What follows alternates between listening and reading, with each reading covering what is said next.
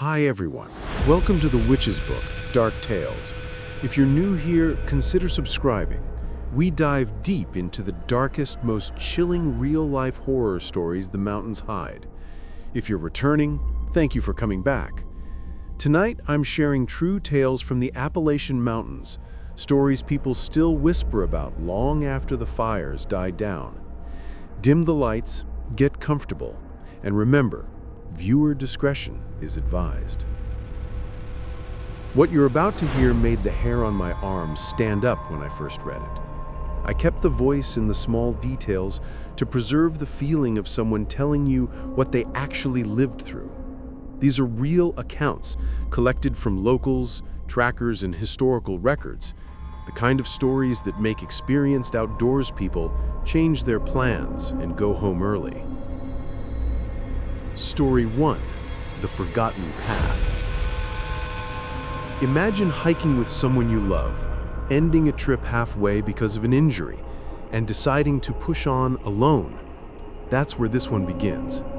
The narrator describes finding a shredded, blood-stained shirt hung like a warning, a thin, ankle-high tripwire that glinted in the sun, and waking to find the tent unzipped and a phone missing.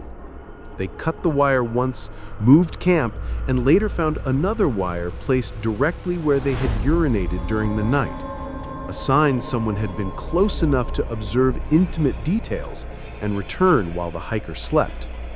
The narrator tore their camp down and left at night, and later found footprints and signs of a struggle leading away from their site. Story 2. The Lights Between Trees.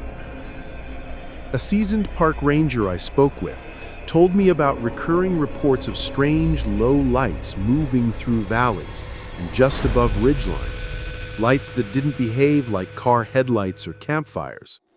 On one occasion, two hikers camping near a dirt road reported lights moving through the undergrowth at ankle height. One walked out to investigate and vanished. The remaining friend called for help. Search teams found the campsite intact, but the hiker gone.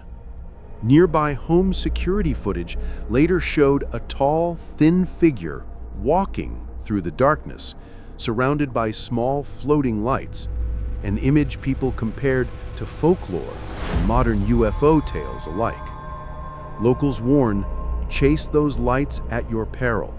They often mark the last place someone was seen. Story 3.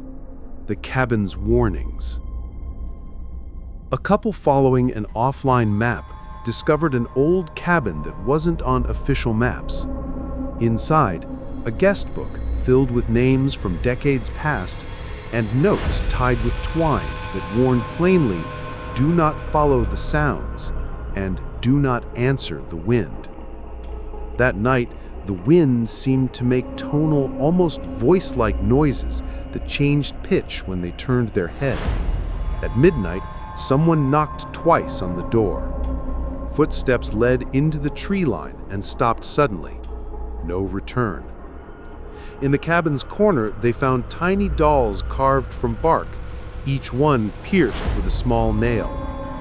Morning light revealed a path of disturbed moss, and when they reported the place to local authorities, the structure could not be found again, as if it had vanished between one inspection and the next. The couple swore never to return. There is a stretch of Vermont's Green Mountains, part of the broader Appalachian chain, known locally as the Bennington Triangle. Between the mid-1940s and 1950s, several people vanished in and around Glastonbury Mountain and nearby trails under baffling circumstances. The disappearances included hunters and hikers who simply never returned, even after extensive searches. One of the most famous cases was Paula Weldon, a young college student who disappeared after going for an afternoon walk and never coming back. Dozens of searchers scoured the area but found no trace. Other cases from the same era include Mitty Rivers and James Tedford, among others. Only a single set of remains from that period was ever located. The cluster of unexplained vanishings earned the area the ominous nickname and left locals cautious. The mountains there are beautiful, but they carry a history that makes even experienced outdoors people uneasy. If you enjoy these stories, like and subscribe to The Witch's Book, Dark Tales, and tell me which one unsettled you the most in the comments. But before you head out into any mountains, a few practical notes. Always tell someone your route and expected return time. Carry reliable light sources and backups. Bring an emergency locator or personal beacon when possible. And trust your instincts.